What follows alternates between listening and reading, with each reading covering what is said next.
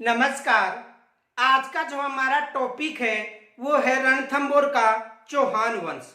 देखो, रणथंभौर के चौहान वंश में हमने वीर नारायण तक का अध्ययन कर लिया था और वीर नारायण के बाद उनका जो पुत्र शासक बनता है बाघभट्ट, किनके बाद बनता है? वीर नारायण के बाद। तो देखो, वीर नारायण और वीर नारायण के बाद जो शासक बनता है इनका पुत्र बाघभट्ट।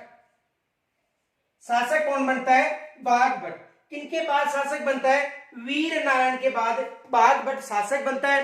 देखो, बाघभट्ट शासक बनते ही इनके शासन काल में जो दिल्ली क्षेत्र का अधिकार हो गया था उन्हें प्राप्त करता है कौन? बाघभट्ट। देखो, बाघभट्ट शासक बनकर रणथंभौर पर आक्रमण करता है तथा विजय प्राप्त करके अपने वंश को पुनः स्थापित करता है। कौन करता है? बाघभट्ट। बाघभट्ट के समय जो दिल्ली का शासक था सुल्तान नसरुद्दीन था। देखो, दिल्ली का शासक कौन था?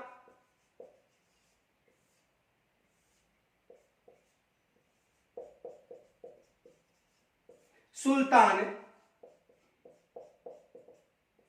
नसरुद्दीन। दिल्ली का शासक कौन था? सुल्तान नसरुद्दीन। किनके शासनकाल के समय? बाघभट्ट के शासनकाल के समय। तो देखो, बाघभट्ट ने अपने वंश की पुनः स्थापना की थी। एग्जाम में यहां से प्रश्न बन सकता है कि किस चौहान वंश यानी रणथंभौर के चौहान वंश के शासक ने चौहान वंश की पुनः स्थापना की थी? तो किन्होंने की थी? बाघभट्ट ने की थी। बाघभट्ट के समय जो शासक था दिल्ली का, कौन था? नसरुद्दीन, सुल्तान नसरुद्दीन। सुल्तान नसरुद्दीन इन पर आक्रमण करता है। किस पर आक्रमण करता है? बाघभट्ट पर आक्रमण करता है। कौन करता है? सुल्तान नसरुद्दीन। कितनी बार आक्रमण करता है? 3 बार आक्रमण करता है। 1247, 48, 53, 54 और 58, 59 में। देखो, 3 बार आक्रमण करता है। 1247, 48 ईस्वी में, 1253, 54 ईस्वी में और 1258, 59 ईस्वी में। कौन आक्रमण करता है? सुल्तान नसरुद्दीन इस पर आक्रमण करता है। बाघभट्ट पर 3 बार आक्रमण करता है लेकिन सफलता नहीं मिलती है। एग्जाम में यहां से भी प्रश्न बन सकता है कि सुल्तान नसरुद्दीन ने बाघभट्ट के शासनकाल के समय किस समय आक्रमण नहीं किया था? तो 3 तो ये दे दी जाएंगी, 1247, 48, 1253, 54, 1258, 59 और एक अलग से ऑप्शन दे दिया जाएगा। तो ये याद रखना है कि बाघभट्ट के समय सुल्तान जो नसरुद्दीन था, दिल्ली का शासक था, उन्होंने बाघभट्ट पर आक्रमण किया था। बाघभट्ट के बाद देखो, इसके बाद जो शासक बनता है वो बनता है जेतर सिंह। और जेतर सिंह को कुछ इतिहासकार जय सिंह या जय सिम्हा भी कहा जाता है। जेतर सिंह या जय सिंह, यानी इस देखो, वीर नारायण के बाद बाघभट्ट, बाघभट्ट के बाद शासक कौन बनता है? जेतर सिंह।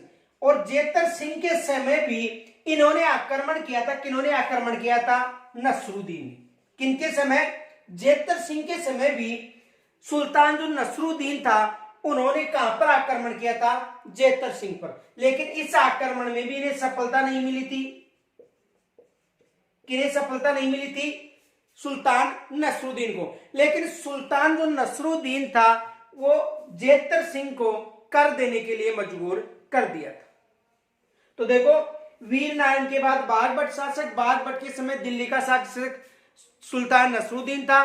3 बार रणथंभौर पर आक्रमण किया था लेकिन सफलता नहीं मिली। और बाघभट्ट के बाद जेतर सिंह या जय सिंह शासक बना। इस समय भी सुल्तान नसरुद्दीन ने आक्रमण किया था लेकिन सफलता नहीं मिली।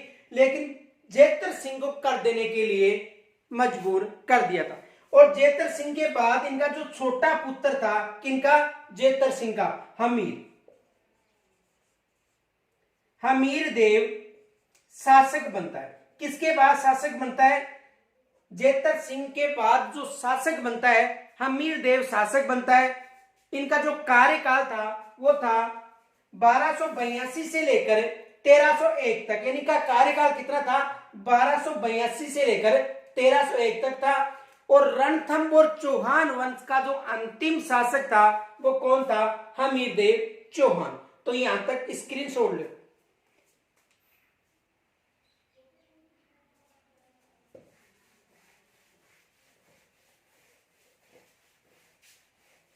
देखो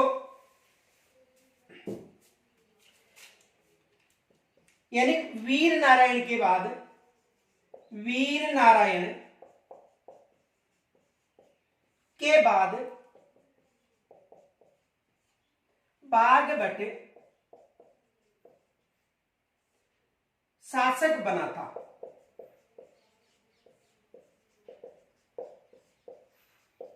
शासक कौन बना था, बागभट्ट। किसके बाद, वीर नारायण के बाद बागभट्ट शासक बना था। इन्होंने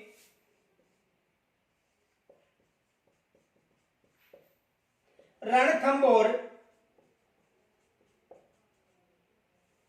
किन्होंने, बागभट्ट ने, किन्होंने, बागभट्ट ने, इन्होंने रणथंभौर पर आक्रमण करके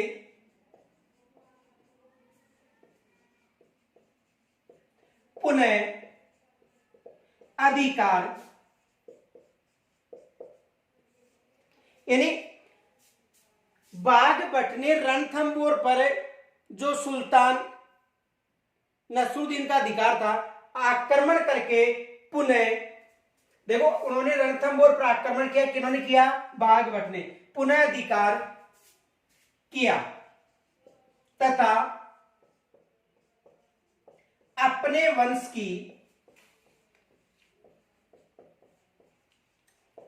पुनः स्थापना की, अपने वंश की पुनः स्थापना की। किन्होंने की थी, बागभट्ट ने। अब देखो बागभट्ट के समय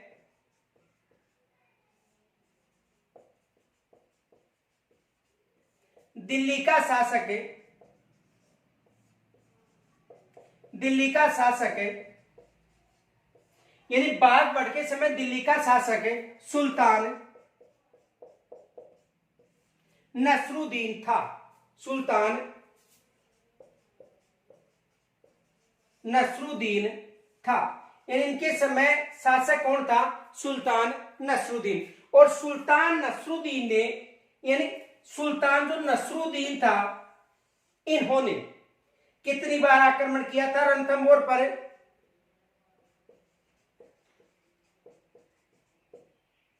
3 बार आक्रमण किया था, याद रखना है। 1247, 48, 1253, 54 और 1258, 59, 3 बार आक्रमण किया था, लेकिन सफलता नहीं मिली थी। किनको सफलता नहीं मिलती, सुल्तान नसरुद्दीन को सफलता नहीं मिली थी। एग्जाम में यहां से प्रश्न बन सकता है कि रणथंभौर पर किस चौहान शासक ने पुनः स्थापना की थी, तो किन्होंने की थी, बागभट्ट ने पुनः स्थापना की थी। यहां तक स्क्रीनशॉट लीजिए।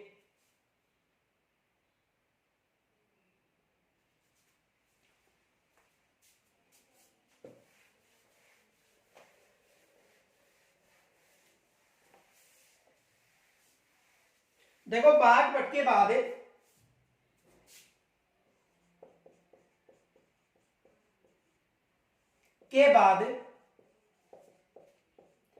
जेतर सिंह या जय सिंह, कहीं पर जय सिम्हा भी मिलता है,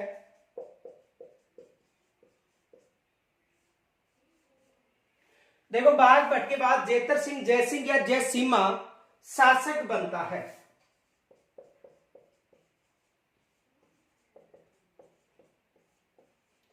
कौन बनता है, जय सिंह या जय सिम्हा शासक बनता है। उस समय देखो दिल्ली का शासक कौन है,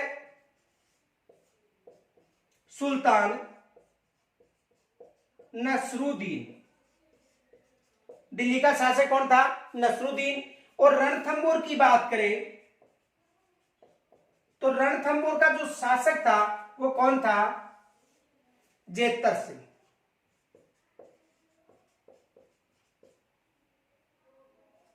जेतर सिंह। तो नसरुद्दीन ने इस पर आक्रमण किया, किस पर आक्रमण किया? जेतर सिंह पर, लेकिन सफलता नहीं मिली। किसको सफलता नहीं मिली? नसरुद्दीन को।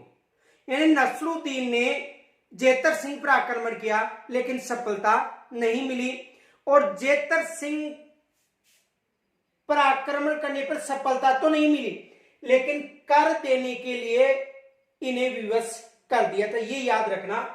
देखो, आक्रमण में सफलता नहीं मिली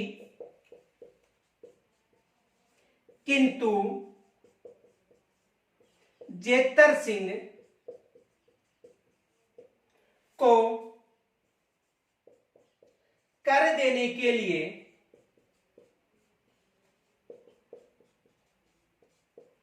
विवश होना पड़ा।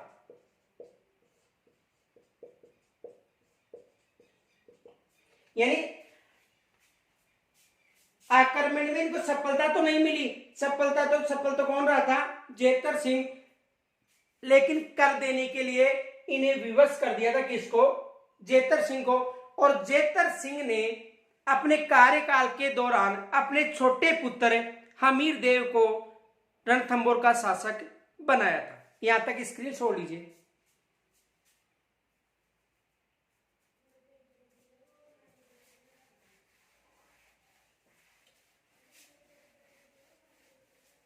देखो, जेतर सिंह के बाद जो शासक बनता है वो कौन बनता है? हमीर। देखो, हमीर देव किसके बाद शासक बनता है? जेतर सिंह के बाद शासक कौन बनता है? हमीर देव बनता है। हमीर देव का जो कार्यकाल था 1282 ईस्वी से लेकर 1301 ईस्वी तक इनका जो कार्यकाल था, किनका था? हमीर का। हमीर शासक बनते ही सबसे पहले भीमरस के राजा अर्जुन को पराजित करके मांडलगढ़ से कर व्यवस्था लागू करता है। तो सबसे पहले देखो, शासक बनने के बाद सबसे पहले शासक बनते ही इन्हें सबसे पहले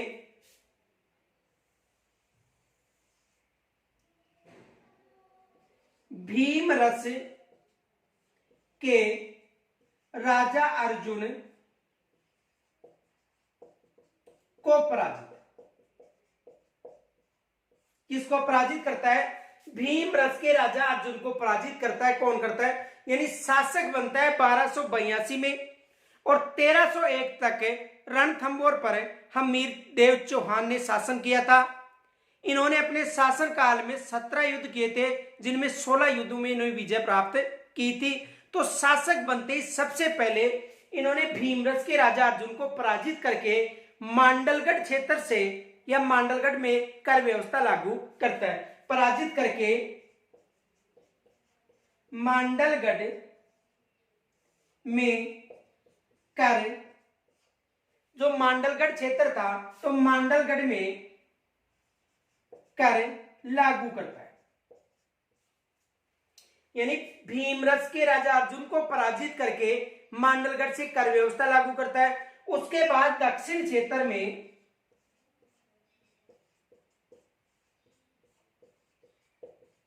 यानी दक्षिण क्षेत्र की बात करें तो भोज परमार को पराजित करता है। किसे पराजित करता है? भोज परमार को।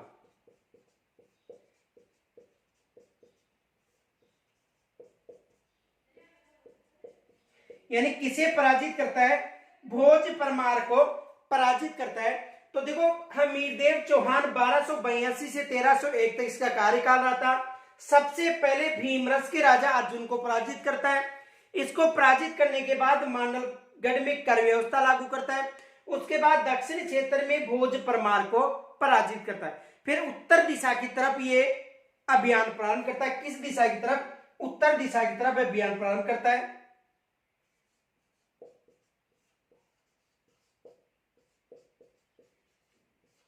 किसकी तरफ करता है? उत्तर की तरफ अभियान प्रारंभ करता है। कौन? हमीरदेव। तो सबसे पहले देखो इन्होंने आक्रमण किया चित्तौड़ पर। कहां पर आक्रमण किया? चित्तौड़ पर आक्रमण किया। और इस आक्रमण में कौन विजय होता है? हमीर। चित्तौड़ के बाद देखो इन्होंने आक्रमण किया आबू क्षेत्र पर।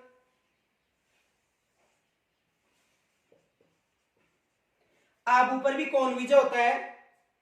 हमीरदेव। आबू के बाद देखो इन्होंने काठियावाड़, देखो काठियावाड़ भी आ सकता है या वर्धनपुर पर आक्रमण किया।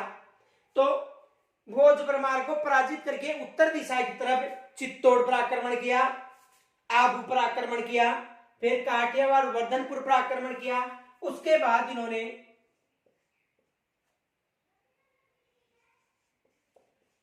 पुष्कर पर आक्रमण किया और पुष्कर के बाद इन्होंने चंपा क्षेत्र पर आक्रमण किया। और चंपा क्षेत्र पर आक्रमण करने के बाद ये वापस कहां पर आ गया? रणथंभौर।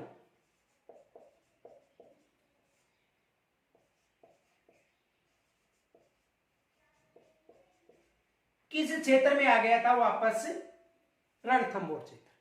तो देखो हमीरदेव 1282 में शासक बनता है। सबसे पहले भीमरस के राजा अर्जुन को पराजित किया, मांडलगढ़ में कर व्यवस्था लागू की। उसके बाद दक्षिण क्षेत्र में भोज परमार को पराजित किया। उसके बाद उत्तर की तरफ चित्तौड़, आबू, वर्धनपुर, काठियावाड़, पुष्कर व चंपा क्षेत्र पर आक्रमण करके पुनः कहां पर आ गया? रणथंभौर क्षेत्र आ गया। इस संपूर्ण विजय के बाद या इस विजय उत्सव के रूप में इन्होंने एक यज्ञ का आयोजन करवाया था।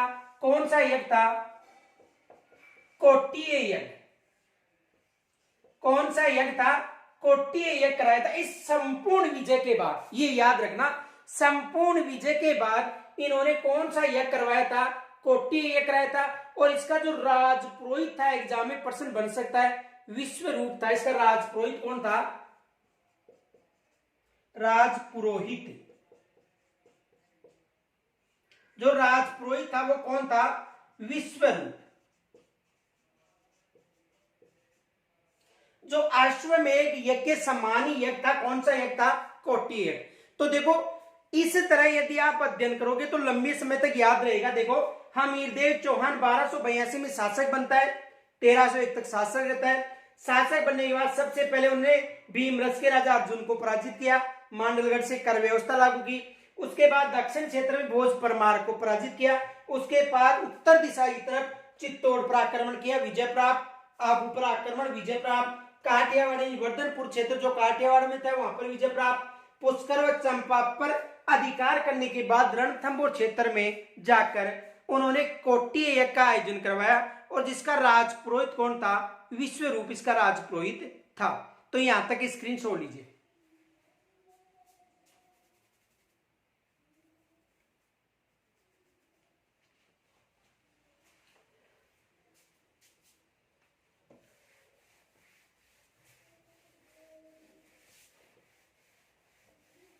देखो इन विजय के बाद, यानी इन क्षेत्रों पर विजय प्राप्त करने के बाद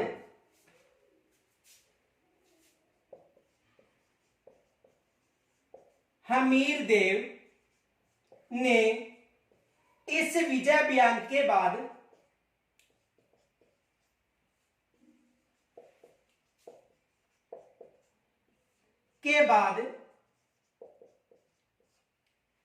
इस विजय अभियान के बाद कोट्टीय यज्ञ का आयोजन करवाया था। जो अश्वमेध यज्ञ है उसके समान ही ये यज्ञ था और इस यज्ञ का राजपुरोहित, इस यज्ञ का राजपुरोहित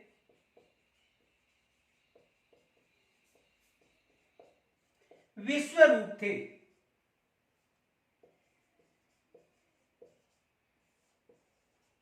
राजपुरोहित कौन था? विश्वरूप। और जो हमीर था या हमीरदेव चौहान थे, उन्होंने कुल 17 युद्ध किए थे, जिनमें 16 युद्ध में उन्हें विजय प्राप्त हुई थी। ये याद रखना है। देखो नोट, इन्होंने अपने कार्यकाल में 17 युद्ध लड़े थे। 17 युद्ध लड़े थे, जिनमें 16 युद्धों में विजय प्राप्त हुई थी। यानी उनमें से जो 16 युद्ध थे उनमें विजय प्राप्त हुई थी। किनको विजय प्राप्त हुई थी? हमीरदेव चौहान को। तो यहां से एग्जाम में प्रश्न बन सकता है कि किस यज्ञ का आयोजन करवाया था? कोटीय यज्ञ का आयोजन करवाया था। उसका राजपुरोहित कौन था? विश्वरूप। याद करने का तरीका, संपूर्ण क्षेत्र पर आक्रमण यानी विश्व ब्रह्मांड पर। तो विश्वरूप हो गया। कितने युद्ध लड़े थे? 16 युद्धों में विजय प्राप्त हुई थी और कुल 17 युद्ध लड़े थे। किन्होंने? हमीरदेव चौहान। तो देखो इस संपूर्ण घटनाक्रम का यानी इसका जो प्रभाव था वो आसपास के क्षेत्रों में बढ़ रहा था। किसका प्रभाव? हमीरदेव चौहान का।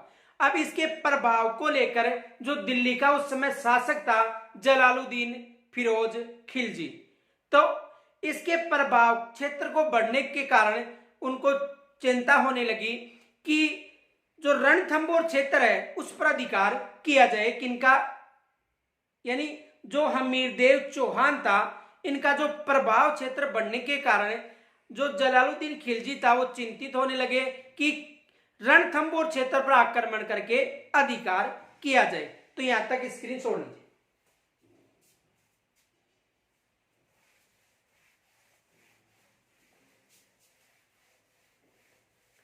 देखो जब हमीरदेव चौहान शासक था रणथंभौर का,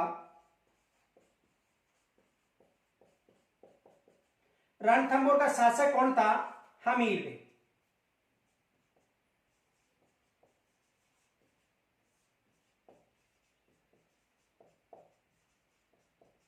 हमीरदेव चौहान। उस समय दिल्ली का शासक कौन था? यानी दिल्ली, और दिल्ली का शासक कौन था? सुल्तान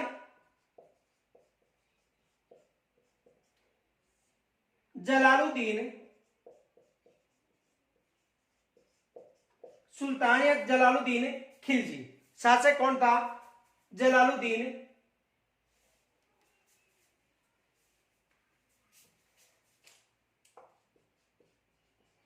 जलालुद्दीन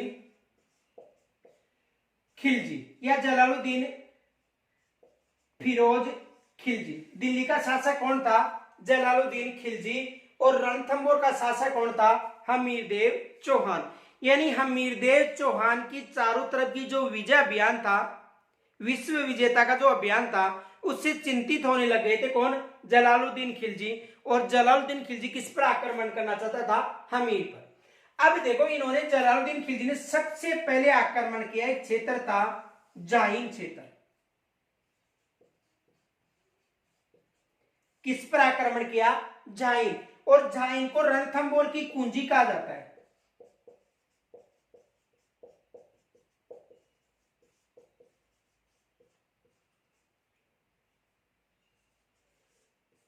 जाहिन को रणथंभौर की क्या कहा जाता है? कुंजी। तो जाहिन पर अधिकार किया किन्होंने किया? जलालुद्दीन खिलजी ने। जलालुद्दीन खिलजी ने कहां पर अधिकार किया? जाहिन पर। और यहां पर आक्रमण किया।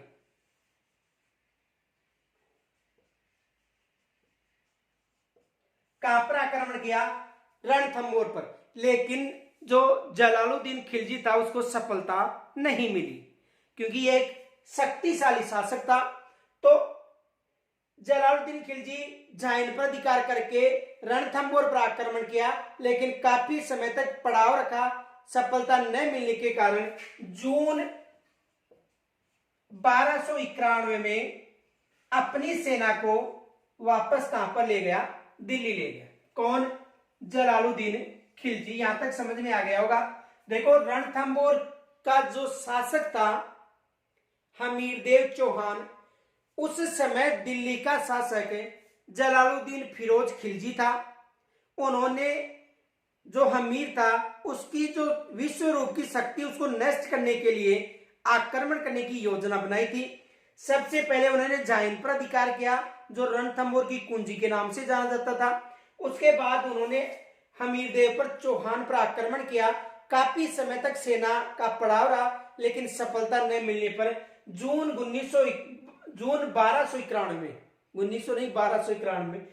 1291 में सेना वापस कहां पर आ गई? दिल्ली आ गई।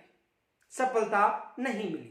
तो यहां तक स्क्रीनशॉट ले लो, इसका लिखाने की जरूरत नहीं है। देखो, रणथंभौर और दिल्ली दोबारा समझ लो। रणथंभौर का शासक हमीरदेव चौहान था, दिल्ली का शासन जलालुद्दीन खिलजी था। उन्होंने सबसे पहले कहां पर आक्रमण किया? झाइन पर आक्रमण किया। झाइन पर आक्रमण करने के बाद रणथंभौर पर आक्रमण किया, सफलता नहीं मिली। काफी समय तक सेना का पड़ाव रहा। उसके बाद सेना को वापस लेकर जून 1291 में सेना वापस लेकर कहां पर चला गया? दिल्ली चला गया। तो यहां तक लिखाने की जरूरत नहीं है क्योंकि आपको अच्छी तरह समझा दिया है। तो यहां तक स्क्रीनशॉट लो। आगे देखो, उसके बाद देखो, यानी जो दिल्ली का जो शासक था हमीर के समय जलालुद्दीन खिलजी, उसका जो भतीजा और दामाद, क्योंकि जलालुद्दीन खिलजी की पुत्री से विवाह किया था। किन्होंने किया था? अलाउद्दीन खिलजी ने। तो एक तो भतीजा था और एक दामाद, क्योंकि मुस्लिम संप्रदाय में केवल जो अपनी छोटी बहन होती है उसके अलावा चाचा, मामा या अन्य जो रिश्तेदार हैं उनकी पुत्री से विवाह किया जाता है। ये मुसलमान संप्रदाय में परंपरा है। तो जलालुद्दीन खिलजी का जो भतीजा या दामाद था अलाउद्दीन खिलजी ने किनकी हत्या कर दी? जलालुद्दीन की हत्या कर दी और खुद शासक बन गया। कौन? अलाउद्दीन खिलजी। अब देखो, हमीर के समय दिल्ली का शासक कौन हो गया? अलाउद्दीन खिलजी। अलाउद्दीन खिलजी पहले कौन था? जलालुद्दीन खिलजी। इनके समकालीन शासक पूछे जा सकते हैं, तो समकालीन याद रखना है। जलालुद्दीन खिलजी, अलाउद्दीन खिलजी, भीमरस के शासक अर्जुन, भोज परमार, ये इनके समकालीन शासक थे। किनके? हमीर के। अब देखो, अलाउद्दीन खिलजी इस पर आक्रमण करना चाहता था। किस पर? हमीरदेव चौहान पर। लेकिन आक्रमण करने के लिए इसे बहाना चाहिए था, कोई कारण तो हो आक्रमण करने का। बिना कारण आक्रमण नहीं किया जा सकता है। यानी कहने का मतलब कि अलाउद्दीन खिलजी को ऐसा कोई कारण मिले जिसके कारण वो इस पर आक्रमण करे। तो कुछ समय पश्चात की बात है। देखो कि अलाउद्दीन खिलजी की बेगम थी चिमना बेगम। बेगम का क्या नाम था? चिमना बेगम। और इनका जो सेनापति था, सेनापति का नाम था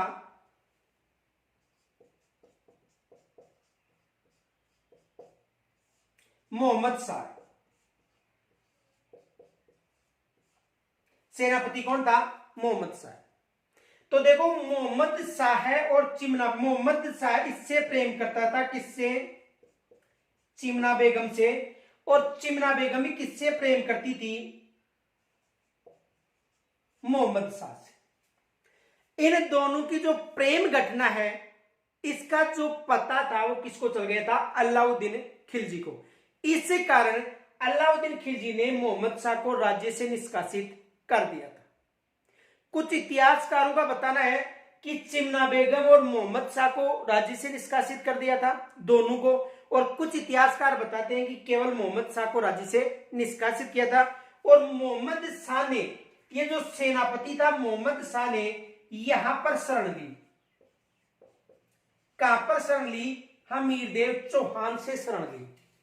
जैसे ही हमीरदेव चौहान से शरण लेता है मोहम्मद शाह, तो यहां पर आक्रमण करने का इसे मौका मिल जाता। किसे? अलाउद्दीन खिलजी को। इस कारण अलाउद्दीन खिलजी ने इस पर आक्रमण किया था 1301 में। किस पर? हमीरदेव चौहान पर। अब देखो, कुछ इतिहासकारों का यह बताना है कि अलाउद्दीन खिलजी के दो सेनापति थे, इनके सेनापति एक मोहम्मद शाह था, वह केहबरू, दो सेनापति थे, मोहम्मद शाह व केहबरू।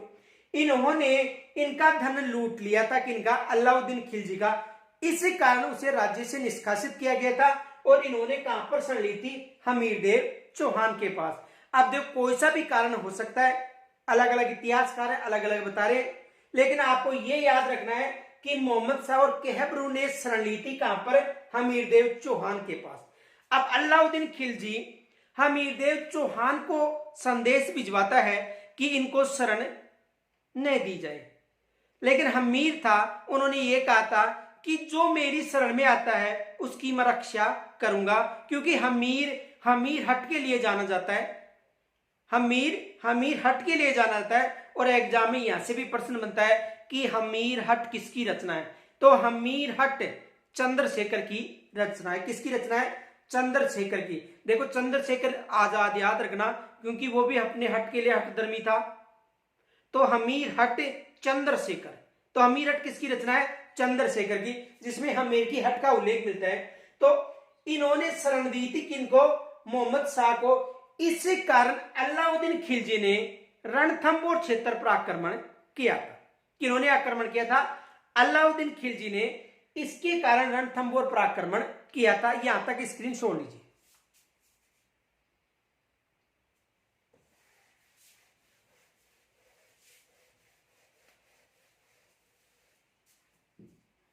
देखो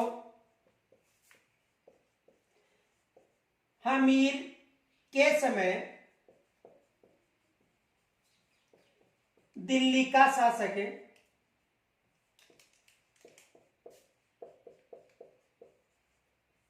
जलालुद्दीन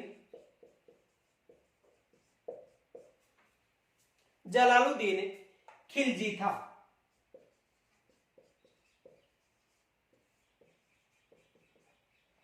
कौन था? जलालुद्दीन खिलजी। उसके बाद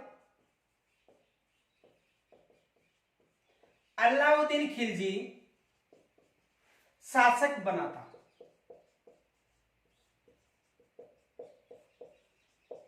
उसके बाद शासक कौन बना था? अलाउद्दीन खिलजी। तो जलालुद्दीन खिलजी की रूपरेखा आपको समझा दी है, अलाउद्दीन खिलजी की रूपरेखा आपको समझा दी है। किस कारण आक्रमण किया था? तो यानी जो सेनापति मोहम्मद शाह था उसको शरण देने के कारण किन्होंने आक्रमण किया था? अलाउद्दीन खिलजी ने। तो देखो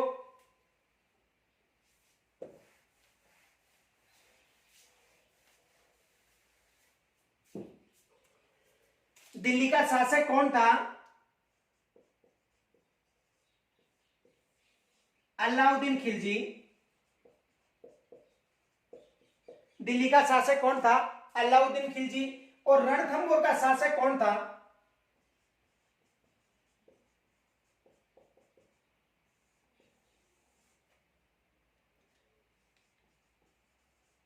हमीरदेव चौहान। रणथंभौर का शासक कौन था? हमीरदेव चौहान। यदि यह पूछा जाए कि हमीरदेव चौहान और अलाउद्दीन खिलजी के मध्य जो युद्ध हुआ था उसका जो कारण क्या था, तो आपको बताना है कि जो सेनापति थे मोहम्मद शाह और केहबरू, उनको शरण दी थी किन्होंने? हमीरदेव ने। शरण क्यों दी थी? अलग अलग कारण है जो आपको मैंने बता दिए। तो इसी कारण यहां पर आक्रमण किया था किन्होंने? अलाउद्दीन खिलजी ने। तो अलाउद्दीन खिलजी सबसे पहले देखो कहां पर आक्रमण करता है? जाहिन क्षेत्र पर।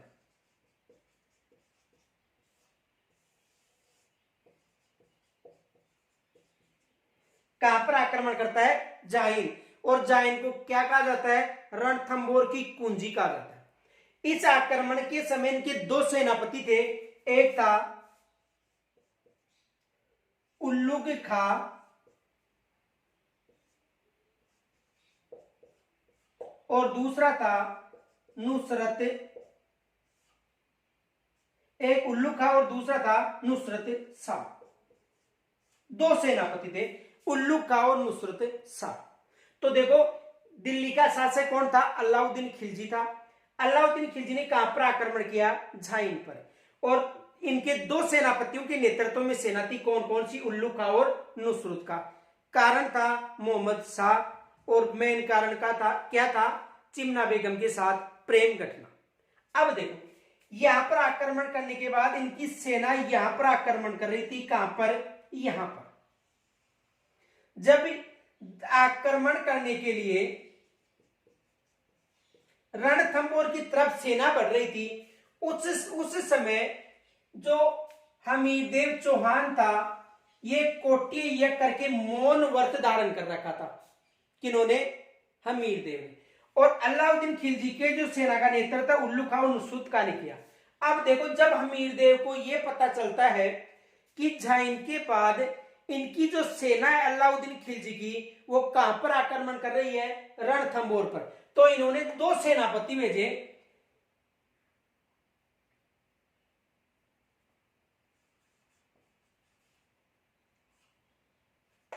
एक तो भीम सिंह और दूसरा धर्म सिंह। ये 2 सेनापति, इनके 2 सेनापति कौन से हो गए, तो भीम सिंह और धर्म सिंह किनके सेनापति थे,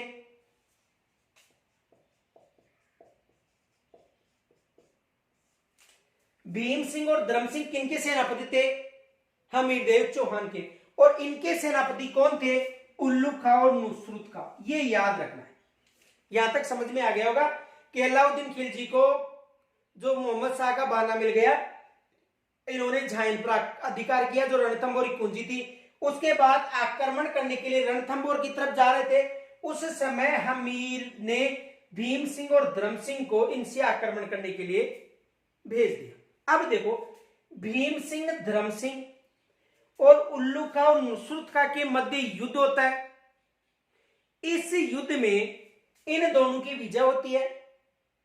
देखो यानी हमीर के जो सेनापति थे भीम सिंह और धर्म सिंह, इन्होंने युद्ध करने के लिए उल्लू खां और नुसरत खां के साथ युद्ध करने के लिए रणथंभौर से रवाना हो जाते हैं।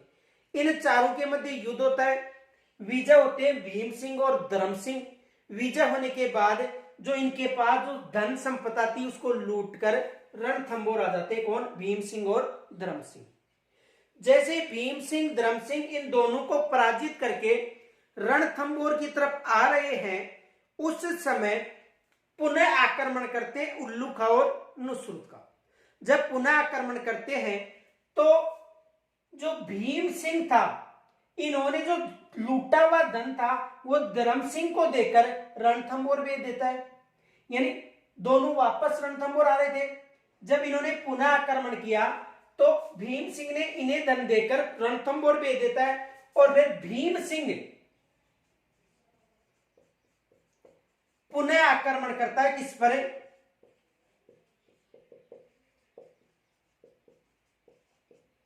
इन दोनों पर।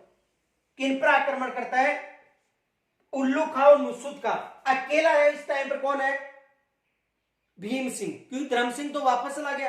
अब भीम सिंह और नुसरत खां, उल्लू खां के मध्य पुनः आक्रमण होता है।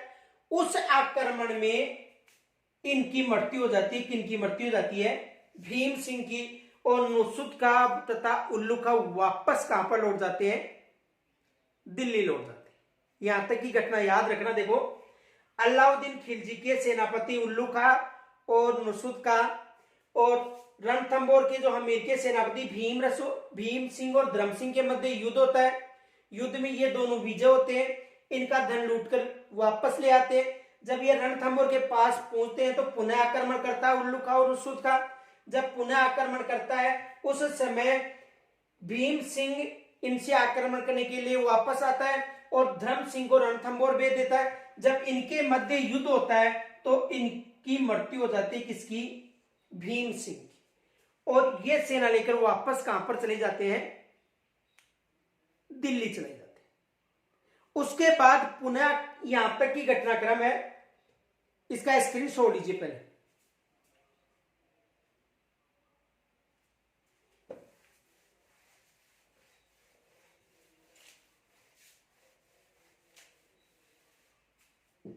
देखो हमीर देव ने मोहम्मद शाह व केहब्रू, हमीर देव ने मोहम्मद साहब केहब्रू किसके सेनापति थे? अलाउद्दीन खिलजी के सेनापति, अलाउद्दीन खिलजी के सेनापति को शरण देने के कारण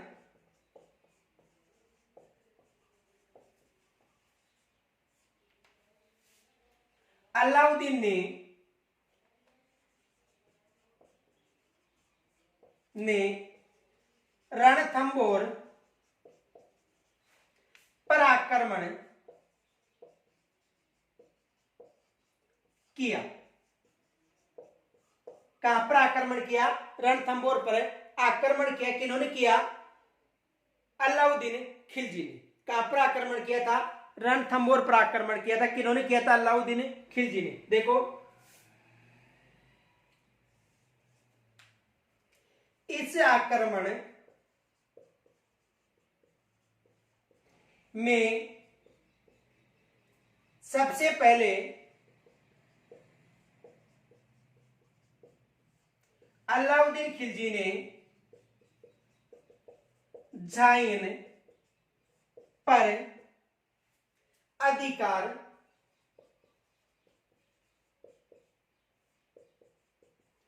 किया था। कहां पर अधिकार किया था? झाइन पर अधिकार किया था। यहां तक स्क्रीन छोड़ लीजिए।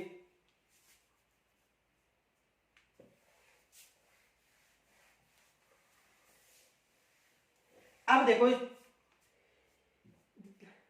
यानी झाइन पर अधिकार करता है। झाइन पर अधिकार करने के बाद जो अलाउद्दीन खिलजी थे, उनके जो सेनापति थे नुसरत खां व उल्लुग खां, नुसरत शाह व उल्लुग खां, उन्होंने रणथंबोर पर आक्रमण किया। उस समय जो हमीर देव था मौन व्रत धारण कर रखा था। उस समय हमीर देव मौन व्रत धारण कर रखा था। हमीर ने अपने सेनापति भीम सिंह व धर्म सिंह, दो सेनापति थे, भीम सिंह व धर्म सिंह को उल्लुग खां व नुसरत शाह से आक्रमण करने के लिए भेजता है। किनसे आक्रमण करने के लिए? उल्लुग खां व नुसरत का। उस आक्रमण में जो धर्म सिंह व भीम सिंह था, उन्होंने अलाउद्दीन खिलजी के जो सेनापति थे उनको पराजित करके उनका धन लूटकर रणथंबोर पुनः आ जाते हैं। जब भीम सिंह व धर्म सिंह धन लेकर रणथंबोर क्षेत्र में प्रवेश करते हैं, उस समय पुनः आक्रमण किया जाता है नुसरत शाह व अलाउद्दीन खिलजी का जो सेनापति था नुसरत शाह व उल्लुग खां के द्वारा। जब पुनः आक्रमण का पता भीम सिंह और धर्म सिंह को चलता है, तो उस समय भीम सिंह ने धर्म सिंह को धन देकर रणथंबोर भेज देता है और भीम सिंह पुनः नुसरत शाह व उल्लुग खां के साथ युद्ध करने चला जाता है। इस युद्ध में भीम सिंह की मृत्यु हो जाती है तथा जो उल्लुग खां और नुसरत शाह थे वो पुनः दिल्ली चले जाते हैं। उसके बाद आक्रमण करते हैं। देखो, उसके बाद जब आक्रमण करते हैं, किसकी मृत्यु हो जाती है? भीम सिंह की। तो देखो, दिल्ली से जो सेना लेकर कौन आते हैं? अलाउद्दीन खिलजी के सेनापति कौन है? अलाउद्दीन खिलजी के जो सेनापति हैं, सेनापति कौन थे? उल्लुग खां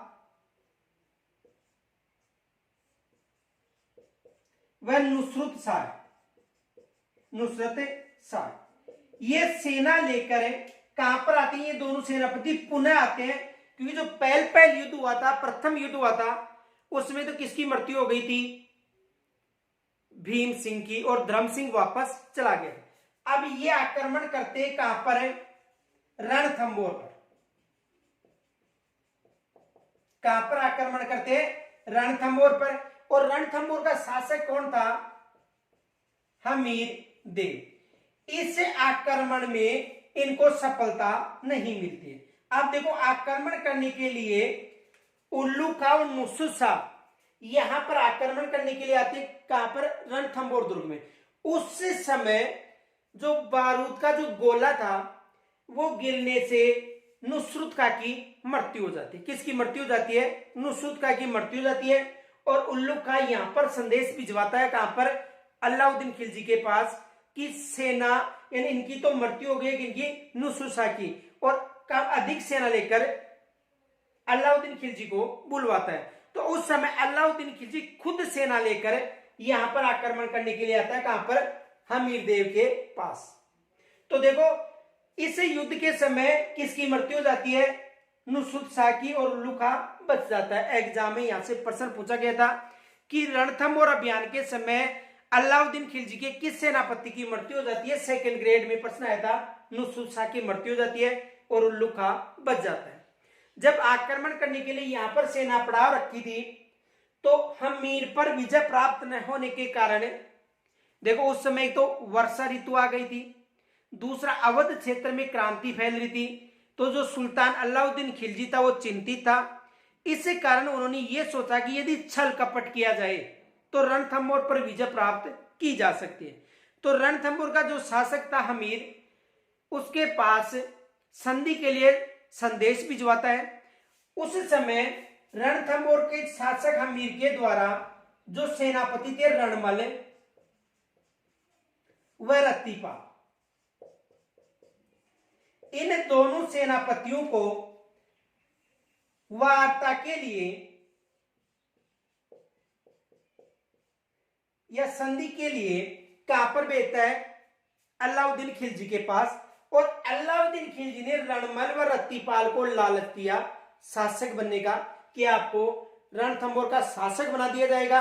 तो इनके विश्वासघात के कारण अलाउद्दीन खिलजी 1301 यानी 11 जुलाई 1301 में रणथंभौर पर अधिकार करने में सफल हो जाता है। और जो चौहान वंश का अंतिम शासक था कौन? हमीर, ये पराजित हो जाता है। तो देखो, यहां से एग्जाम में प्रश्न बनते हैं। पहला प्रश्न तो ये बनता है कि अलाउद्दीन खिलजी के किस सेनापति की रणथंभौर पर आक्रमण करते समय मृत्यु हो गई थी? नुसरत शाह की, और उल्लू खां बच गया था। और इनके बाद अलाउद्दीन खिलजी ने किन सेनापतियों के कारण या विश्वासघात के कारण रणथंभौर पर विजय प्राप्त की थी? रणमल व रत्तीपाल के विश्वासघात के कारण। तो देखो, यहां तक लिखो, यानी लिखो अलाउद्दीन खिलजी के सेनापति नुसरत शाह व उल्लू खां ने रणथंभौर पर आक्रमण किया। इस आक्रमण के समय दुर्ग, जो रणथंभौर दुर्ग था, दुर्ग से बारूद का गोला गिरने के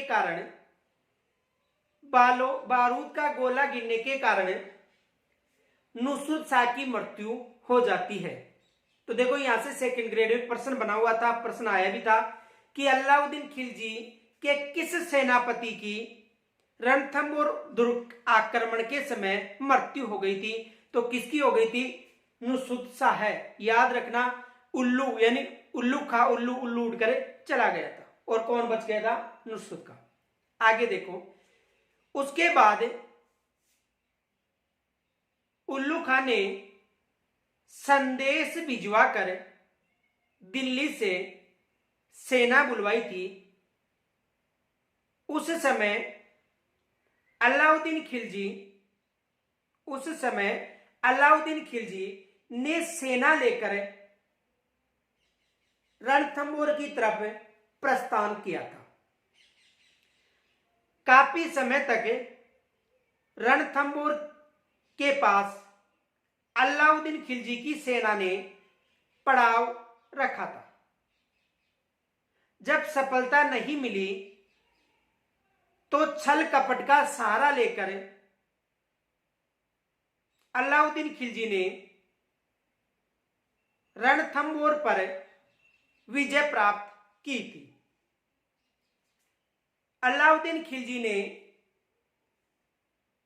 हमीर के पास संधि के लिए संदेश भिजवाया था। उसके बाद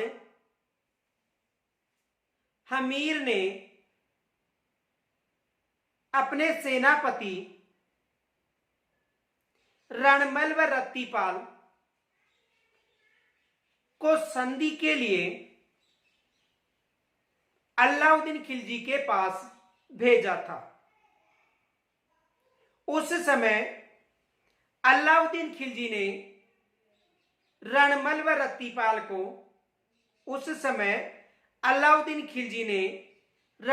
रत्तीपाल को दुर्ग का लालच देकर रणथंभौर के दुर्ग के गुप्त रास्तों या गुप्त रहस्यों का पता कर लिया था। इस कारण यानी रणमल व रत्तीपाल के विश्वासघात के कारण अलाउद्दीन खिलजी ने 11 जुलाई 1301 में रणथंभौर पर विजय प्राप्त की थी। कब की थी? 11 जुलाई 1301 में। किसके विश्वासघात के कारण? रणमल व रत्तीपाल के विश्वासघात के कारण। तो देखो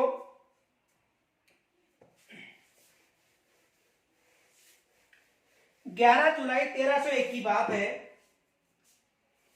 11 जुलाई 1301 में अलाउद्दीन खिलजी व हमीर देव के मध्य युद्ध होता है। किनके मध्य? अलाउद्दीन खिलजी व हमीर देव के मध्य युद्ध।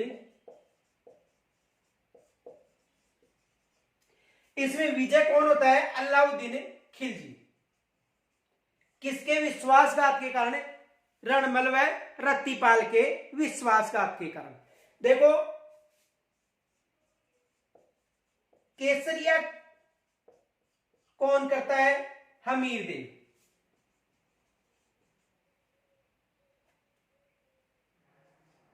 हमीर देव केसरिया करता है। जोहर कौन करता है? रंगा देवी।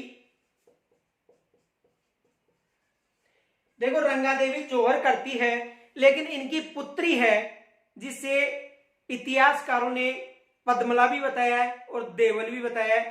तो इनकी पुत्री का नाम है पद्मला, जिसे देवल के नाम से भी जाना जाता है। इन्होंने पद्मला तालाब में, किस तालाब में?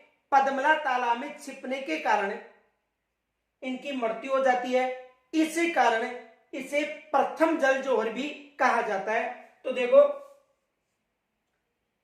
प्रथम जोहर था, ये प्रथम जोहर था या प्रथम जल जोहर और एकमात्र जल जोहर था। तो देखो 1301 में यानी 11 जुलाई 1301 में अलाउद्दीन खिलजी व हमीर देव चौहान के मध्य युद्ध होता है। इस युद्ध में हमीर ने केसरिया पोशाक धारण करके युद्ध किया था। रंगा देवी जो इनकी रानी थी, उन्होंने जोहर किया था। इनकी पुत्री पद्मला, जो पद्मला तालाब में छिपने के कारण उसकी मृत्यु हो गई थी, जिसे देवल के नाम से भी जाना जाता है। इस कारण इसे प्रथम जल जोहर कहा जाता है। ये राजस्थान का प्रथम जोहर था और कब हुआ था? 1301 में। तो देखो यहां से प्रश्न बन सकता है, अलाउद्दीन खिलजी और हमीर देव के मध्य युद्ध हुआ था। हमीर देव ने केसरिया पहना था, इनकी जो रानी थी रंगा देवी, उन्होंने जोर किया था। पद्मला जिसे देवल कहा जाता है, उन्होंने पद्मला तालाब में छिपने के कारण उसकी मृत्यु हो गई थी। इसी कारण से प्रथम जल जोहर एकमात्र जल जोहर था, और ये प्रथम जोहर था राजस्थान का। तो यहां से भी प्रश्न बनता है, तो इसका स्क्रीन छोड़ लीजिए।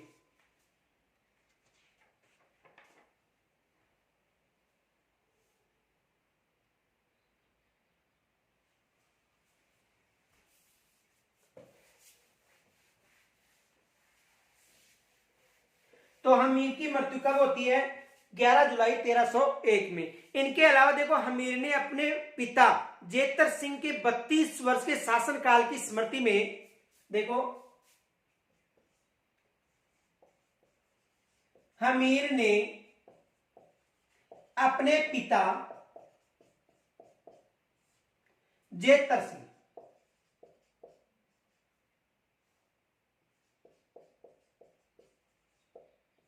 पिता कौन था? जेतर सिंह। इनका जो कार्यकाल था 32 वर्षों तक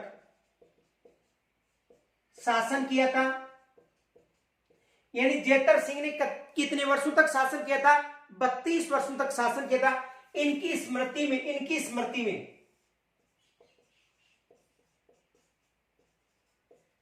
इन्होंने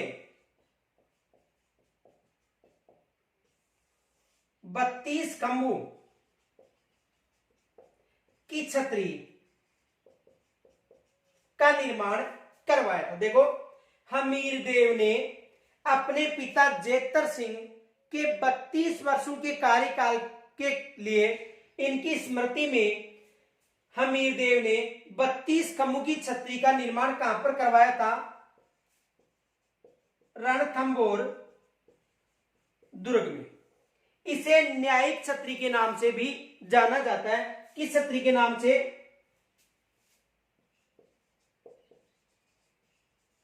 न्यायिक छतरी। इसे न्यायिक छतरी के नाम से भी जाना जाता है। किस छतरी को?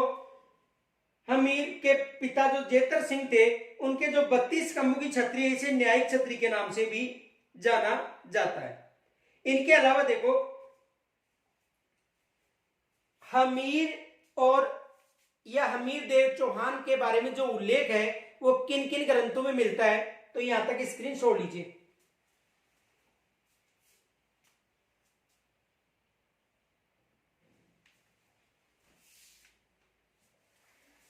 देखो, 32 खंभों की छतरी एक रणथंभौर दुर्ग में, जिसे न्यायिक छतरी कहा जाता है। प्रश्न आता है एग्जाम में कि 32 खंभों की छतरी रणथंभौर दुर्ग में है, जिसका निर्माण हमीरदेव चौहान ने करवाया था। ये न्यायिक छतरी के नाम से न्यायिक की छतरी भी कहा जाता है। 32 वर्षों के कार्यकाल के दौरान जो जेतर सिंह का था, उनकी स्मृति में इसका निर्माण करवाया था। और अलाउद्दीन खिलजी तथा जो हमीर थे, उनके मध्य जो युद्ध हुए, उनका जो उल्लेख है किन किन ग्रंथों में मिलता है? तो देखो, एक तो हमीर महाकाव्य में,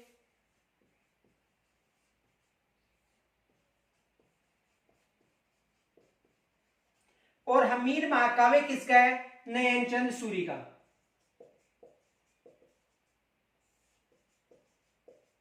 हमीर महाकाव्य किसका है? नयनचंद सूरी का। इनके अलावा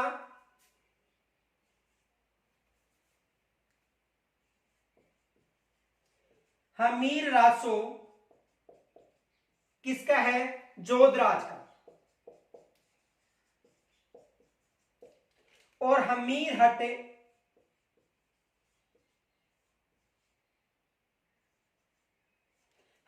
किसकी है? चंद्रशेखर। तो इन तीनों ग्रंथों में किन में? हमीर महाकाव्य, नयनचंद सूरी, हमीर रासो। तो हमीर रासो किसका है? जोधराज का। और हमीर हट किसकी है? देखो, हट ऐसा भी आ सकता है, हट। तो हमीर हट किसका है? चंद्रशेखर का। इन ग्रंथों में हमीर देव चौहान का उल्लेख मिलता है। किन किन ग्रंथों में? हमीर महाकाव्य जो नयनचंद सूरी का है, हमीर रासो जोधराज का है, और हमीर हट चंद्रशेखर का है।